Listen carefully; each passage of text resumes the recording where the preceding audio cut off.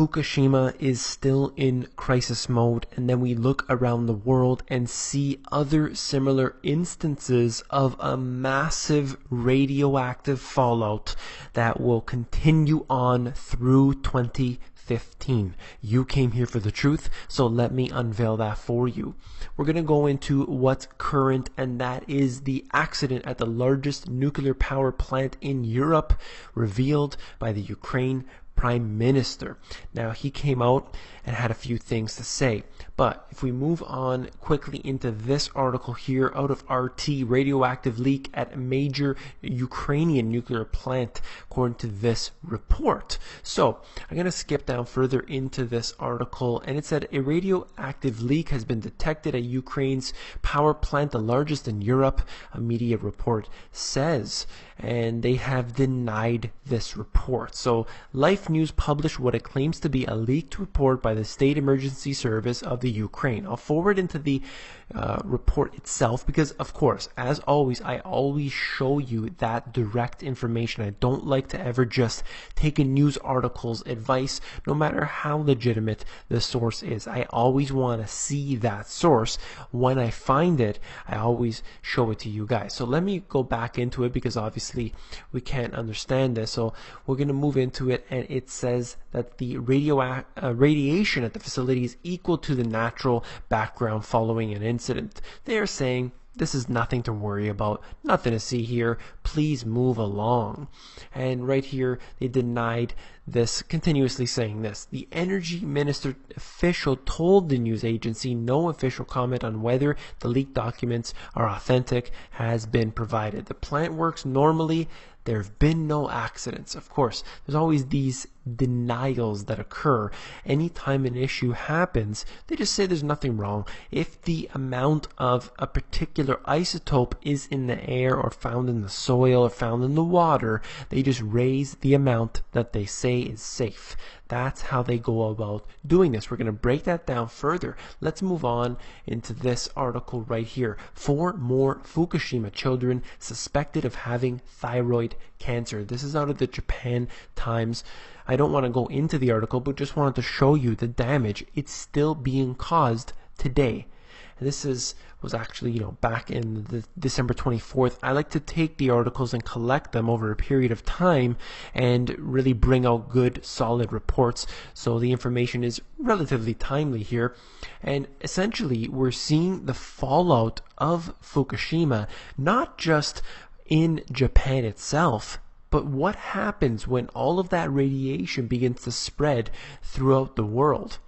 Canadian scientists find Fukushima fallout rising off the west coast. And, this is just one source of that. I have read many documentation of this fact, not just in Canada as well. They reported it in Alaska. They reported it on the west coast of the US. Radioactivity from Japan's crippled nuclear reactors has turned up off the British Columbia coast at a level that will likely peak in waters off North America in the next year or two. That's what they're saying, but then you look at other reports denying this exact fact. Well, let's just move in to more documentation. This is radiation in Ontario higher since the Japan crisis. I'm talking about Ontario now, where we're looking at the Fukushima fallout going all the way inland, practically halfway past, all the way, near the east coast. We're looking at this being a major disaster that's not being covered. They will not go into this because they know how bad it really is. Elevated levels of radiation have been found in Ontario since the Japanese nuclear disaster, but health authorities say people should not be alarmed. That's what they say every single time. In fact, let's get into more of that. Tritium leaks found at 48 U.S. nuke sites. Can you believe this? They're not going to go ahead and detail this, break it down, do extra studies here. It is actually, in many cases, individuals or small institutions that are finding out this information. Radioactive tritium has leaked from 3/4 of U.S. commercial nuclear power sites, often into groundwater from corroded, buried piping, and Associated Press investigation shows, regardless of where it is, if we're having an issue where 3/4 of them are leaking, we have a major catastrophe to worry about. 3/4 of them, and that's what this one investigation showed. I'm sure if they looked into it more deeply, they would find more information like this. But let's just go with this, thinking that 3/4 of them are leaking. How many nuclear power plants are near you, where you live? I have a few not that far away, really, realistically, from us in Toronto here, and we need to worry about this, and I'll show you exactly why that is the case. Pickering nuclear plant suffers minor water leak. I've shown this before, and in fact it happened more than once. This is out of the National Post. Going back to 2011, they basically said that, it was a swimming pool's worth of water containing trace amounts of radioactive material leaked into Lake Ontario from the nuclear power plant here.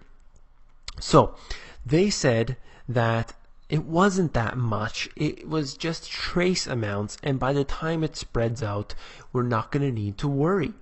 But this is the problem that we consistently see when we have actual radiation going into the drinking water supply of the citizens, and then we have issues being brought up later, and they're never able to connect the dots together. But that's what I'm here to do. They keep saying that this isn't a problem. We are seeing the documentation that shows specifically that it is a problem. So let's go on. Let's really break it down. Why is this allowed to happen? How does this continue to happen? Well, talk a bit about of this here in my free ebooks, not necessarily about Fukushima, but about different topics. If you want the free ebooks in the description of any one of my videos, I always post them there. I like to give out as much free information as possible. I hope you do enjoy that. And basically, all I want to mention from this is that we have a revolving door, and in this case, just take this one case. The former head of the CDC became the president of the Merck vaccine division. Can you believe it? What kind of insider deals are going on here when the alumni of institutions are finding their way into the agencies that are supposed to be protecting us?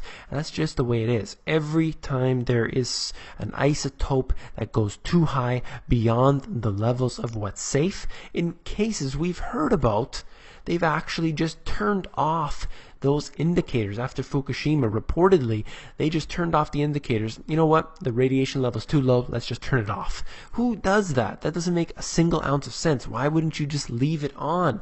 Why wouldn't you want to know what's coming later on? They just turn it off. It doesn't make an ounce of sense, other than the fact that they're complicit with the corporations and with the government's in general, all colluding together in order to not have the public freak out.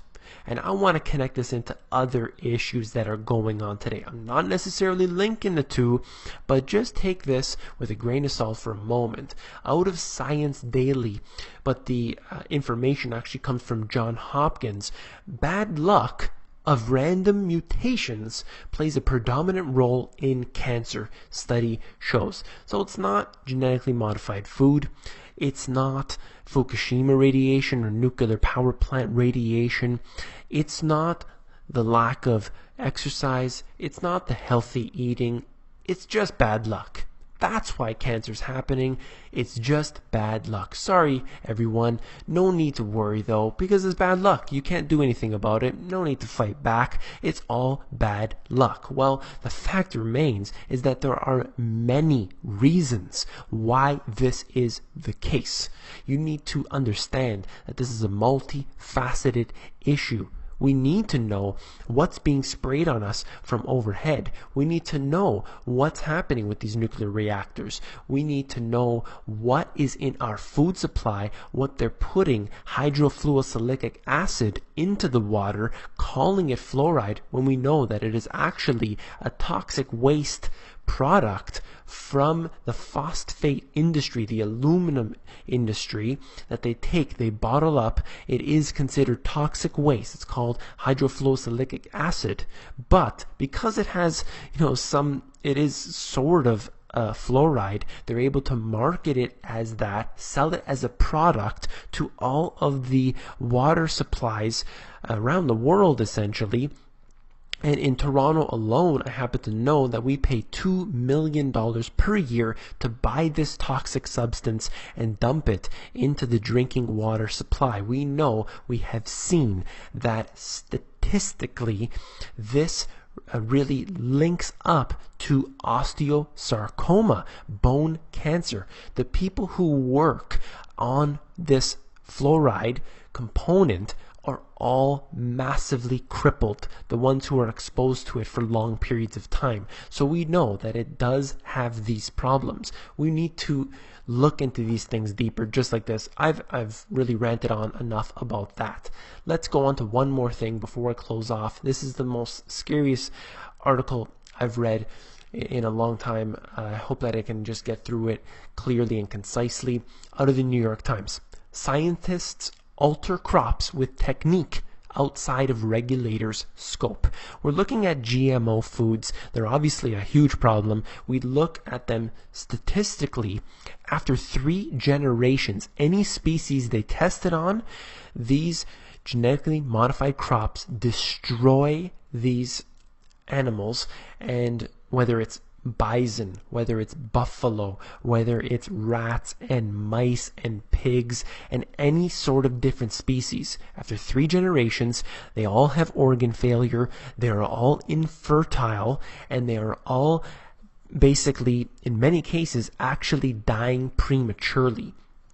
This is exactly where we are headed when we look into, we're only about the 2nd generation and not quite, perhaps still in the 1st generation, but we already see the effects of infertility. We are witnessing the cancers that are increasing dramatically. As I was, to add on to what I said before, the tumor rates are just massive in these animals that are getting genetically modified food at all times. And this is one that goes even beyond that. This is so frightening. I can't believe that. I'm just going to go into it right away. Talking about Scott's Miracle-Gro company. They've tried to genetically modify grass, and they will do so successfully eventually, but watch this. Scott's is once again developing genetically modified grass that would need less mowing, be a deeper green, and be resistant to damage from the popular weed killer Roundup. But this time, it will not need federal approval before it can be field tested and marketed. Do you understand that in order to get this approved, all you need is a trial that's oftentimes less than 90 days? In these tests, they just have to do the tests themselves, submit that data to the FDA, and it will get approved. They submit their own data. This is completely criminal. And yet, they couldn't even get their own product approved because it was so disastrous. But let's go on.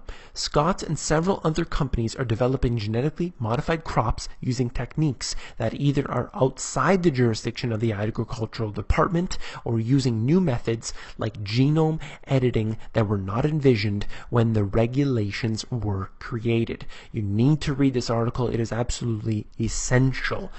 Genome editing. They actually are changing the DNA, affecting the DNA directly. There will be individuals who are completely ignorant and do not understand this. That's okay. We're going to ignore them. They are able to edit the genome.